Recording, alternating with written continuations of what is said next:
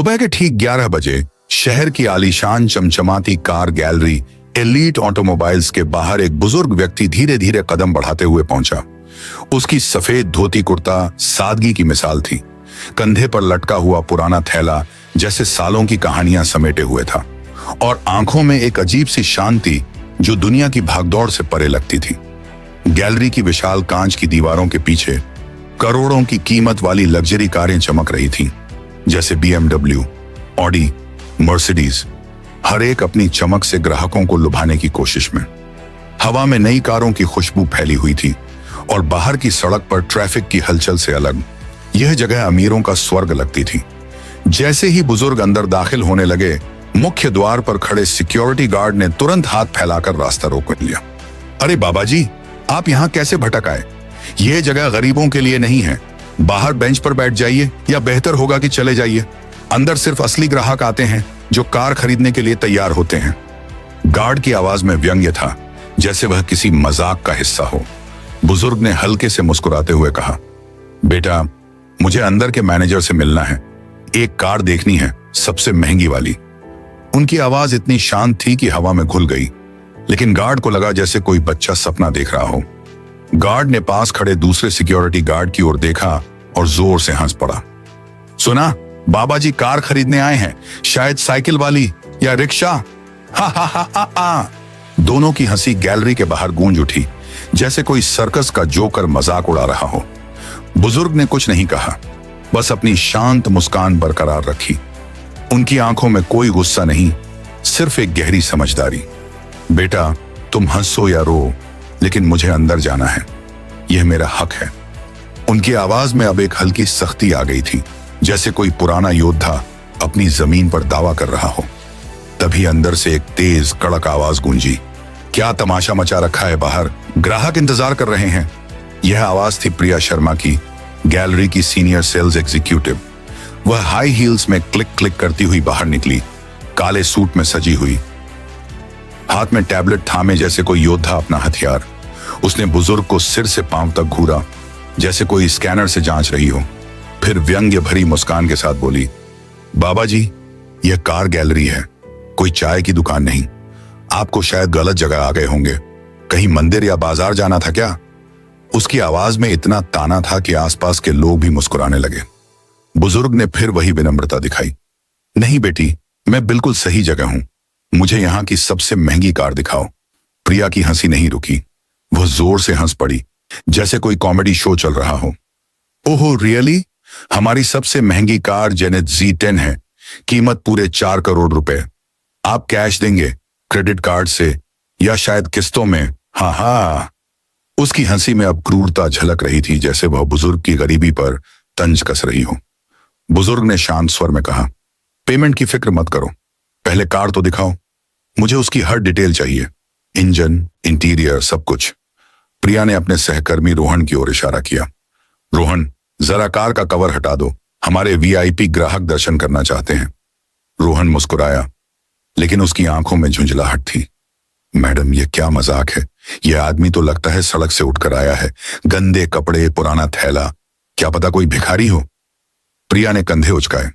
हाँ, लेकिन थोड़ा मनोरंजन तो बनेगा ना। चलो, समय पास हो जाएगा। दोनों हंसते हुए कार के पास पहुंचे और कवर हटाया। कार की बॉडी सूरज की रोशनी में इतनी चमकी कि आंखें चौंधिया गईं। लाल रंग की जेनेट Z10, जैसे कोई सपनों की रानी हो। क्रोम फिनिश, LED लाइट्स और इंटीरियर में लेदर सीट्स जो रॉयल्टी चीख रही थी। बुजुर्ग ने कार को गौर से देखा,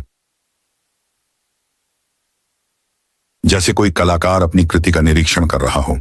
फिर धीरे से बोले, मुझे इसकी इंजन साउंड सुननी है, स्टार्ट करके दिखाओ। रोहन अब झुंझला उठा। बाबा जी, यह कोई लोकल टैक्सी नहीं है, इसमें बैठना मना है, यह सिर्फ शोकेस पीस है। जाओ, बाहर जाकर पानी पियो। उसकी आवाज में अब गुस्सा था, जैसे कोई कुत्ता भगाने की कोशिश कर रहा हो। बुजुर्ग ने कहा, तुम्हारे बॉस से मिलवाओ, वही समझेंगे। प्रिया अब पूरी तरह से तिलमिला उठी। ओह गॉड, अब यह मालिक से मिलना चाहते हैं, जैसे कोई राजा हूं। उसने रिसेप्शन पर जाकर फोन उठाया और अंदर वाले कमरे में कॉल किया। सर, बाहर एक बूढ़ा आदमी आया है, कह रहा है जेनेट Z10 खरीदना चाहता है। लगता है पागल है या मजाक कर रहा है। फोन के दूसरी तरफ से अर्जुन कपूर की आवाज आई। गैलरी का जनरल मैनेजर, एक अहंकारी और सेल्स ओरिएंटेड आदमी जो लोगों को उनके लुक से जज करता था। मजाक करने दो, थोड़ी देर में खुद चला जाएगा। ऐसे लोग रोज आते हैं, समय बर्बाद मत करो। प्रिया ने फोन रखा और बुजुर्ग से बोली, मैनेजर सर बिजी हैं, आप कल आइए या बेहतर होगा कभी मत आइए। बुजुर्ग ने कहा, मुझे आज ही मिलना है, बहुत जरूरी है। रोहन ने हंसकर कहा, जरूरी बात? हाँ, जरूरी है कि आप यहां से निकलें। बाहर पानी की बोतल रखी है, पी लीजिए और जाइए। इतना कहकर दोनों अंदर चले गए, हंसते हुए जैसे कोई जीत हासिल की हो। बुजुर्ग कुछ पल वहीं खड़े रहे। उनकी आंखों में अब एक हल्की चमक थी, जैसे कोई तूफान आने से पहले की शांति। फिर वे पास की कुर्सी पर बैठ गए, थैले से एक पुरानी किताब निकाली और पढ़ने लगे। गैलरी में अब हलचल बढ़ गई थी। असली ग्राहक आ रहे थे, चाय की ट्रे घूम रही थी और सेल्स की बातें हवा में तैर रही थीं। लेकिन बुजुर्ग की मौजूदगी अब एक रहस्य बन चुकी थी। थोड़ी देर बाद एक युवक करीब 25 साल का उनके पास आया। नाम था आर्यन वर्मा, नया जूनियर सेल्समैन। वह अभी अभी ज्वाइन हुआ था और उसकी आंखों में नौकरी की चमक थी। बाबा जी, सब आपको क्यों डांट रहे हैं? आपको क्या चाहिए? मैं मदद कर सकता हूं। बुजुर्ग मुस्कुराए। बस तुम्हारे मैनेजर से मिलना है बेटा, एक महत्वपूर्ण बात है। आर्यन ने कहा, ठीक है, मैं ट्राई करता हूं। वह भागता हुआ मैनेजर के ऑफिस में गया। सर, बाहर एक बुजुर्ग हैं, कहते हैं कार खरीदनी है। वो गरीब लगते हैं लेकिन शायद सच बोल रहे हों। अर्जुन ने आंखें उठाई, चेहरे पर झुंझलाहट। आर्यन, तुम नए हो, यहां हर दिन ऐसे फेक लोग आते हैं। तुम्हारा काम है रियल बायर्स को पहचानना। जाओ और उन्हें बाहर भेजो। आर्यन झिझका, पर सर अगर वो। अर्जुन ने बीच में काटा, don't argue, do your job. Aryan बाहर आया। बुजुर्ग अब भी शांत बैठे थे। बाबा जी, सर ने कहा आप बाद में आइए, वो बिजी हैं। बुजुर्ग ने सिर हिलाया। ठीक है बेटा, समय सही होगा तो मुलाकात खुद हो जाएगी। आर्यन ने हैरानी से पूछा, आपका नाम क्या है? बुजुर्ग मुस्कुराए, नाम जानने का वक्त अभी नहीं आया। फिर उन्होंने थैले से एक छोटा सीलबंद लिफाफा निकाला। यह अपने मैनेजर को देना, लेकिन जब वो अकेले हों। आर्यन ने लिफाफा लिया। इसमें क्या है? बुजुर्ग बोले, जवाब खुद मिलेगा, बस दे देना। आर्यन की उंगलियां लिफाफे पर कांप रही थीं, जैसे कोई रहस्य उसके हाथ में आ गया हो। बुजुर्ग की आंखों में गहराई थी, जैसे कोई राजा छिपा हो। गैलरी में अब तनाव फैल रहा था और आर्यन का दिल धड़क रहा था। क्या यह बुजुर्ग कोई साधारण आदमी था या कुछ और? शोरूम का माहौल अब पूरी तरह से सामान्य हो चुका था। बाहर सूरज चढ़ रहा था और अंदर चमचमाती कारों की रोशनी में कर्मचारी व्यस्त थे। नए ग्राहक आ रहे थे, महंगे सूट पहने, लग्जरी घड़ियां चमकाती हुई। प्रिया शर्मा एक अमीर क्लाइंट को जेनिथ जीप 10 की खूबियां बता रही थी। उसकी आवाज में मीठापन घुला हुआ था, जो सिर्फ पैसे वाले ग्राहकों के लिए आरक्षित था। रोहन कॉफी की ट्रे लेकर घूम रहा था और अर्जुन कपूर अपने केबिन में बैठा अगले महीने के सेल्स टारगेट की रिपोर्ट देख रहा था। लेकिन आर्यन वर्मा का ध्यान कहीं और था। उसकी जेब में वो सीलबंद लिफाफा भारी पत्थर की तरह लग रहा था। हर बार जब उसकी उंगलियां उसे छूती, दिल जोर से धड़कता। बुजुर्ग की आंखों की वो गहराई बार बार याद आ रही थी, जैसे कोई समुद्र छिपा हो जिसकी लहरें अभी शांत हैं लेकिन तूफान आने वाला है। आर्यन ने कई बार केबिन की ओर देखा। अर्जुन अकेला था, फोन पर किसी से बात कर रहा था। आर्यन ने हिम्मत जुटाई और धीरे से दरवाजा खटखटाया। Sir, permission. अर्जुन ने बिना सिर उठाए इशारा किया। हाँ आर्यन, क्या है? जल्दी बोलो, मीटिंग है। आर्यन अंदर गया, हाथ में लिफाफा थामे। सर, वो जो बुजुर्ग सुबह आए थे ना, उन्होंने ये लिफाफा आपको देने को कहा था। बोले थे अकेले में देना। अर्जुन ने पहले तो हंसने की कोशिश की। क्या? दान मांगने का आवेदन? धाया दे भाई, या कोई लॉटरी टिकट? हाँ। फिर लिफाफा छीनते हुए सील तोड़ी। अंदर एक सादा सफेद कागज था जिस पर नीली स्याही से टाइप किया हुआ संदेश था। अर्जुन ने पढ़ना शुरू किया। प्रिय श्री अर्जुन कपूर, आज आपके स्टाफ के व्यवहार से मैंने बहुत कुछ सीखा। कल सुबह ठीक 10 बजे मैं वेलोरियन ग्रुप के हेड ऑफिस में आपका इंतजार करूंगा। वहां तय होगा कि एलीट ऑटोमोबाइल्स का भविष्य किसके हाथ में रहेगा। वी राघवेंद्र। अर्जुन का चेहरा पहले सफेद पड़ा, फिर लाल हो गया। उसने दोबारा नाम पढ़ा, राघवेंद्र। ये नाम उसे कहीं सुना सुना लगा। उसका दिमाग तेजी से दौड़ा। वेलोरियन ग्रुप, वही मेगा कॉरपोरेशन जिसकी फ्रेंचाइजी पर यह पूरा शोरूम चल रहा था। और राघवेंद्र, अचानक उसकी आंखें फैल गईं। वो वही व्यक्ति थे, ग्रुप के फाउंडिंग डायरेक्टरों में से एक, जिन्होंने 25 साल पहले इस ब्रांड की नींव रखी थी। लेकिन पिछले 10 सालों से वो पब्लिक से दूर थे। रिटायरमेंट की अफवाहें थीं। कोई उनकी तस्वीर भी नहीं देखता था। क्या वही बुजुर्ग? अर्जुन का हाथ कांपने लगा। उसने इंटरकॉम दबाया। प्रिया, तुरंत मेरे केबिन में आओ। प्रिया दौड़ती हुई आई, चेहरे पर मुस्कान। क्या हुआ सर? कोई बड़ा क्लाइंट? अर्जुन ने बिना बोले हाँ, और हमने उन्हें गार्ड से भिजवाया, हंसाया, ताने मारे। अगर ये बात ऊपर पहुंच गई तो हमारी नौकरी गई, शोरूम गया। प्रिया की सांसें तेज हो गईं। अब क्या करेंगे सर? अर्जुन कुछ पल चुप रहा, फिर उसकी आंखों में चालाकी चमकी। पैनिक मत करो, अभी कुछ बिगड़ा नहीं। कल तक मैं सब संभाल लूंगा। कल जब वो आएंगे, असहाय, मैं उनसे माफी मांगूंगा, इमोशनल तरीके से। कहूंगा कि स्टाफ नया है, गलतफहमी हो गई, थोड़ी चापलूसी, थोड़ा ड्रामा, सब ठीक हो जाएगा। प्रिया ने सिर हिलाया, लेकिन मन में डर था। पर सर, अगर उन्होंने सीधे कॉर्पोरेट को रिपोर्ट कर दी तो? अर्जुन मुस्कुराया, लेकिन मुस्कान में घमंड था। तब भी प्लान बी है। उनकी उम्र का फायदा उठाएंगे, कह देंगे कोई फ्रॉड था, उनका नाम यूज कर रहा था। पुरानी ट्रिक है, काम करेगी। कोई प्रूफ नहीं है उनके पास। प्रिया चुप हो गई। उसे पता था कि अर्जुन का ये अहंकार कई बार मुसीबत बन जाता है। इसी बीच आर्यन केबिन के बाहर खड़ा था। दरवाजा पूरी तरह बंद नहीं था और हर शब्द उसके कानों में पड़ रहा था। उसे गुस्सा आ रहा था। कल जो हुआ वो गलत था, और अब झूठ से ढकने की प्लानिंग। उसने सोचा, उस ये लोग कभी नहीं सुधरेंगे। रात हो चुकी थी, शोरूम बंद हो गया था, सब घर चले गए, लेकिन आर्यन रुक गया। वो पीछे वाले छोटे ऑफिस रूम में बैठा, जहां पुराना कंप्यूटर था।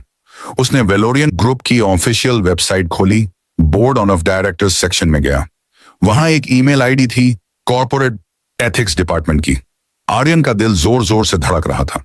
उसने एक लंबा ईमेल टाइप किया। सब्जेक्ट, एलीट ऑटोमोबाइल्स में श्री राघवेंद्र के साथ दुर्व्यवहार की रिपोर्ट। प्रिय महोदय, आज सुबह एक बुजुर्ग व्यक्ति हमारे शोरूम में आए, जो खुद को श्री राघवेंद्र बताते थे। स्टाफ ने उनके सादे कपड़ों को देखकर उनका मजाक उड़ाया, उन्हें अपमानित किया और बाहर निकालने की कोशिश की। मैंने खुद देखा कि मैनेजर श्री अर्जुन कपूर ने भी इस मामले को गंभीरता से नहीं लिया। मैं ये रिपोर्ट इसलिए भेज रहा हूं क्योंकि मुझे लगता है कि सच्चाई आपके सामने पहुंचनी चाहिए। अगर ये सचमुच श्री राघवेंद्र थे तो ये ब्रांड की छवि के लिए बहुत बड़ा धक्का है। सादर, Aryan Verma, junior sales executive, Elite Automobiles. उसने ईमेल भेज दिया। स्क्रीन पर बैनर सेंड का मैसेज आया। आर्यन की आंखें नम हो गईं। उसे पता था कि कल सुबह सब बदल सकता है, शायद उसकी नौकरी भी जाए। लेकिन आत्मा में एक अजीब सुकून था। वो रात भर वहीं सोफे पर लेटा रहा, बुजुर्ग की मुस्कान याद करता हुआ। अगली सुबह ठीक 10 बजे एलीट ऑटोमोबाइल्स के मुख्य गेट पर वही बुजुर्ग फिर प्रकट हुए, लेकिन इस बार अकेले नहीं। उनके पीछे 4 काली लग्जरी एसयूवी रुकी। दरवाजे खुलते ही काले सूट वाले गंभीर अधिकारी उतरे, जैसे कोई हाई लेवल डेलीगेशन हो। गार्ड सन्न रह गया, सलूट मारने की कोशिश में हाथ कांप रहे थे। प्रिया और रोहन का चेहरा देखते ही रंग उड़ गया। अर्जुन को खबर मिली तो उसके पैर लड़खड़ा गए। वो केबिन से बाहर निकला, चेहरे पर जबरदस्ती की मुस्कान चिपकाए, लेकिन अंदर से वो टूट रहा था। बुजुर्ग से ही शादी ये थी। अब श्री राघवेंद्र सीधे अंदर आए। उनकी छड़ी की आवाज फर्श पर गूंज रही थी। आवाज में अब कोई विनम्रता नहीं, सिर्फ अधिकार था। श्री अर्जुन कपूर कहाँ हैं? पूरा शोरूम खामोश हो गया। कारों की चमक भी फीकी पड़ गई। हर कर्मचारी सिर झुका खड़ा था।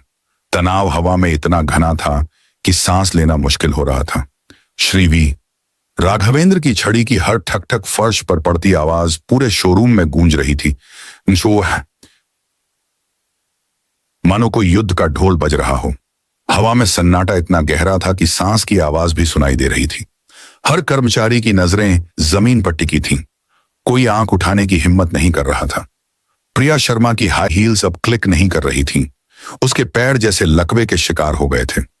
रोहन का चेहरा पसीने से तर था और गार्ड दरवाजे पर खड़ा सलूट मारने की स्थिति में जम गया था। अर्जुन कपूर धीरे धीरे अपने केबिन से बाहर निकला। उसकी टाई अब सीधी नहीं लग रही थी और चेहरे पर चिपकाई गई मुस्कान कांच की तरह टूटने को थी। नमस्ते सर। सर, बहुत बहुत स्वागत है, अर्जुन ने हाथ जोड़ते हुए कहा। आवाज में जबरदस्ती का मीठापन घोलने की कोशिश की। कल जो हुआ वो एक भयंकर गलतफहमी थी। स्टाफ नया है, अनट्रेंड है। मैं खुद नहीं जानता था कि आप इतने बड़े। उसकी बातें हवा में लटक गईं। वी राघवेंद्र ने हाथ उठाकर उसे चुप करा दिया। उनकी आंखें अब बर्फ की तरह ठंडी थीं। गलतफहमी नहीं श्री कपूर, ये आपके चरित्र की सच्चाई थी। जब कोई साधारण कपड़ों में आता है तो आप उसे इंसान नहीं मानते, सिर्फ उसकी जेब देखते हैं। अर्जुन का चेहरा लाल हो गया। सर, मैं कसम खाकर कहता हूं। राघवेंद्र की आवाज और तेज हो गई जैसे कोई तूफान गरजा। कसमें बाद में खाना कपूर, पहले जवाब दो, क्या यही सिखाया था मैंने जब यह शोरूम शुरू किया था 25 साल पहले, जब यहां सिर्फ 3 कारें और 6 लोग थे? तब हमारा सपना था कि हर ग्राहक को सम्मान मिले, चाहे वो राजा हो या रंक। लेकिन अब उन्होंने चारों तरफ देखा। कारों की चमक अब व्यंग्य लग रही थी। अब यहां सिर्फ अहंकार बिकता है, इज्जत नहीं। प्रिया कोने में खड़ी सब सुन रही थी। उसके गले में कुछ अटक गया था, पछतावा, डर और शर्म का मिश्रण। रोहन की आंखें नीच थीं। राघवेंद्र आगे बढ़े और शोरूम के बीचों बीच रुक गए। उनके साथ आए अधिकारी ने एक मोटी फाइल टेबल पर रखी। सर, हमने कल की पूरी सीसीटीवी फुटेज रिव्यू कर ली है, सब कुछ रिकॉर्डेड है। अर्जुन का चेहरा देखते ही देखते सफेद पड़ गया। प्रिया की सांस रुक गई। राघवेंद्र बोले, मैंने खुद वो वीडियो देखी है। तुम लोग हंस रहे थे, ताने मार रहे थे, एक बुजुर्ग को कुर्सी तक नहीं दी। क्या यही है तुम्हारा ब्रांड वैल्यू? क्या यही सिखाते हो अपने स्टाफ को? अर्जुन ने घुटने टेकते हुए कहा, सर प्लीज मुझे एक मौका दे दीजिए। मेरी फैमिली है, बच्चे हैं, मैं सुधार लूंगा, कसम से। उसकी आवाज अब रोने जैसी हो गई थी। राघवेंद्र की आंखों में कोई दया नहीं थी। बुरे दिन इंसान को पहचानते हैं कपूर, और कल मैंने तुम्हें पहचान लिया। फिर उन्होंने पीछे खड़े आर्यन की ओर इशारा किया। आओ बेटा, आगे आओ। आर्यन चौंका। उसके पैर कांप रहे थे, लेकिन वो धीरे धीरे आगे बढ़ा। पूरा स्टाफ हैरान था। राघवेंद्र ने मुस्कुराते हुए कहा, यही वो लड़का है जिसने मुझे झूठ से बचाया, जिसने मेरी बेइज्जत छिपाने की कोशिश नहीं की, बल्कि सच्चाई को ऊपर तक पहुंचाया। प्रिया फुसफुसाई, आर्यन ने ईमेल किया था। रोहन की आंखें फैल गईं। राघवेंद्र ने अर्जुन की ओर देखा। जानते हो, तुम्हारे शोरूम में सबसे नीचे का कर्मचारी सबसे ऊंचे दिल वाला निकला। फिर उन्होंने फाइल खोली। आवाज में अब कोई नरमी नहीं थी। आज से एलीट ऑटोमोबाइल्स की मैनेजमेंट में बड़े बदलाव हो रहे हैं। श्री अर्जुन कपूर, आप तत्काल प्रभाव से सस्पेंड किए जाते हैं। अर्जुन हक्का बक्का रह गया। उसके मुंह से सिर्फ एक शब्द निकला, सर प्लीज। राघवेंद्र ने कहा, तुम्हारा करियर खत्म नहीं हो रहा अनबजन, बस नया सबक शुरू हो रहा है। अगले 6 महीने तुम सर्विस सेक्शन में काम करोगे, गाड़ियां साफ करोगे, ग्राहकों को चाय पानी दोगे और सीखोगे कि असली सम्मान क्या होता है। शोरूम में सन्नाटा और गहरा हो गया। प्रिया की आंखों में आंसू आ गए। राघवेंद्र ने उसकी ओर देखा, और तुम मिस प्रिया शर्मा, तुम्हें एक आखिरी मौका मिल रहा है, लेकिन याद रखना, अगर फिर कभी किसी ग्राहक को उसके कपड़ों से जज किया गया तो तुम बाहर होगी, हमेशा के लिए। प्रिया ने सिर झुकाकर कहा, सॉरी सर, मैं समझ गई हूं, कभी नहीं दोहराऊंगी। उसकी आवाज में सच का वजन था। फिर राघवेंद्र ने आर्यन की ओर मुड़कर कहा, आर्यन वर्मा, तुमने सच की कीमत नहीं चुकाई, बल्कि कमाई है। आज से तुम इस शोरूम के असिस्टेंट मैनेजर हो। आर्यन की आंखें फैल गईं। सर, मैं तो बस 2 महीने पहले ज्वाइन किया हूं। राघवेंद्र मुस्कुराए। हाँ, लेकिन तुम्हारे पास वो है जो यहां किसी के पास नहीं, इंसानियत, ईमानदारी, यही ब्रांड की असली ताकत है। प्रिया ने धीरे से कहा, आर्यन, तुमने जो किया वो कोई नहीं कर पाता। आर्यन ने जवाब दिया, मैंने बस वही किया जो सही लगा। राघवेंद्र ने आखिरी बार अर्जुन की ओर देखा।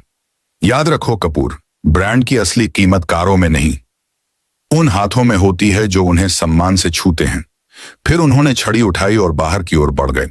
उनके कदमों की आवाज अब विजयगान जैसी लग रही थी। बाहर काली गाड़ियां इंतजार कर रही थीं। जैसे ही वो चले गए, शोरूम में सांसें फिर चलने लगी। लेकिन अब सब कुछ बदल चुका था। 3 हफ्ते बाद इकेबो के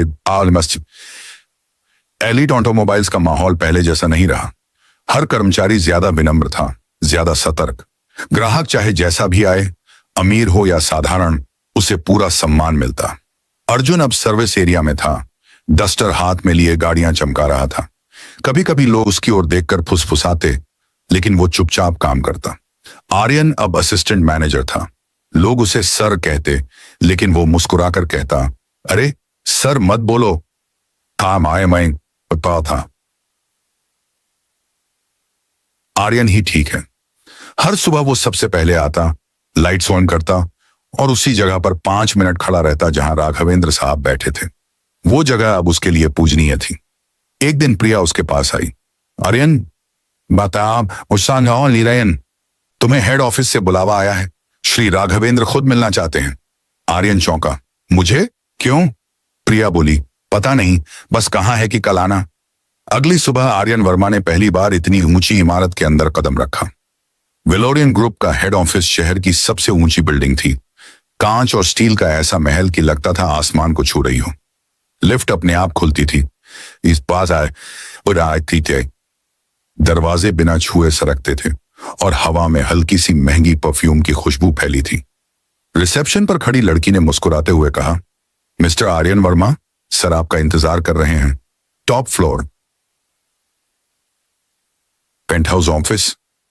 आर्यन का दिल जोर जोर से धड़क रहा था। उसने कभी सपने में भी नहीं सोचा था कि एक छोटे से जूनियर सेल्समैन की जिंदगी इतनी तेजी से बदल सकती है। लिफ्ट से उतरते ही एक विशाल हॉल था। दीवारों पर वेलोरियन ग्रुप की पुरानी तस्वीरें लगी थीं।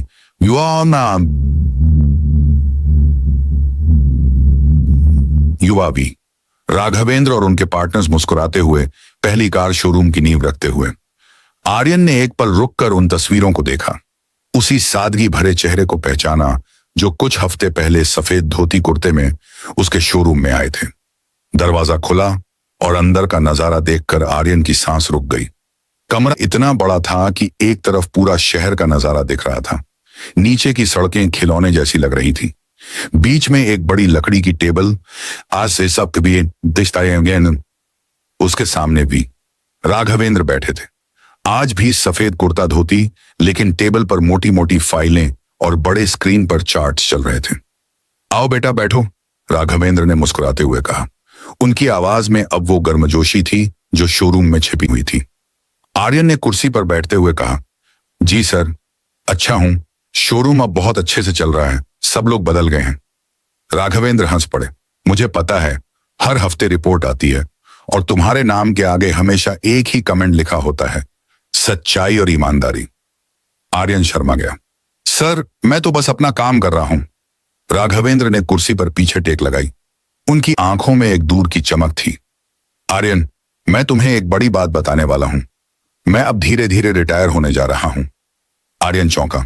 क्या सर, आप? लेकिन कंपनी बिना आपके। राघवेंद्र ने हाथ उठाकर रोका। हर इंजन को एक दिन आराम करना पड़ता है बेटा, लेकिन गाड़ी चलनी चाहिए और उसके लिए सही ड्राइवर चाहिए। उन्होंने टेबल पर रखी एक मोटी फाइल आर्यन की ओर सरकाई। ये वेलोरियन फाउंडेशन की फाइल है, हमारा चैरिटेबल ट्रस्ट। लाखों बच्चों की पढ़ाई, गरीबों की मदद, अनाथालय सब यहीं से चलता है। मैं चाहता हूं कि तुम इसके डायरेक्टर इंचार्ज बनो। आर्यन के होंठ सूख गए। उसका हाथ फाइल तक पहुंचने में कांप रहा था। सर, मैं तो एक साधारण सेल्समैन था। मेरे पास कोई बड़ा डिग्री नहीं, कोई अनुभव नहीं। राघवेंद्र मुस्कुराए। था बेटा, अब तुम एक मिसाल हो। कंपनियों को डिग्रियां नहीं, दिल चाहिए, और तुम्हारे पास वो दिल है जो करोड़ों की कीमत नहीं खरीद सकते। आर्यन की आंखें भर आईं। सर, मैं वादा करता हूं, कभी झूठ के आगे नहीं झुकूंगा, कभी किसी को उसके कपड़ों से नहीं आंकूंगा। राघवेंद्र ने सिर हिलाया। मुझे पता है, इसीलिए तो तुम चुने गए हो। उसी शाम आर्यन शोरूम लौटा तो सब बदल चुका था। अर्जुन कपूर अब सर्विस सेक्शन में था। हाथ में डस्टर, वह एक ग्राहक की लग्जरी कार चमका रहा था। उसकी शर्ट पर हल्की धूल लगी थी, लेकिन चेहरे पर एक अजीब सुकून था। आर्यन उसके पास गया। अर्जुन सर। अर्जुन चौंका। हफ्तों बाद किसी ने उसे सर कहा था। आर्यन बोला, मैं बस ये कहना चाहता था कि मैं आपकी जगह नहीं ले रहा। मैं बस वही कर रहा हूं जो सही है। अर्जुन ने डस्टर नीचे रखा। उसकी आंखों में हल्की नमी थी। आर्यन, उस दिन अगर तुमने सच नहीं बोला होता तो मैं आज भी अपने अहंकार में डूबा रहता। तुमने मुझे गिराया नहीं, जगाया है। मुझे अपनी गलती दिखाई है। आर्यन मुस्कुराया। तो फिर हम दोनों ने कुछ सीखा, अर्जुन ने कहा। हाँ, सबसे बड़ी बात, कपड़े नहीं किरदार पहचानो। दोनों ने हाथ मिलाया। पास खड़ी प्रिया ये सब देख रही थी। उसके चेहरे पर भी सुकून था। उसने आर्यन से कहा, तुमने जो किया वो बहुत बड़ा था। मैं भी अब हर ग्राहक को बराबर सम्मान देती हूँ। शोरूम अब पहले से कहीं ज्यादा चमक रहा था, लेकिन अब वो चमक सिर्फ कारों की नहीं, लोगों के दिलों की थी। रात को जब आर्यन बाहर निकला तो पार्किंग में एक पुरानी काली कार खड़ी थी। वही कार जिसमें राघवेंद्र साहब पहली बार आए थे। बोनट पर एक छोटा सा लिफाफा रखा था। आर्यन ने उसे उठाया। अंदर सिर्फ एक लाइन लिखी थी, जब दुनिया तुम्हें पहचानने लगे तब भी वही बने रहना जो तब था जब कोई नहीं जानता था। वीट, राघवेंद्र।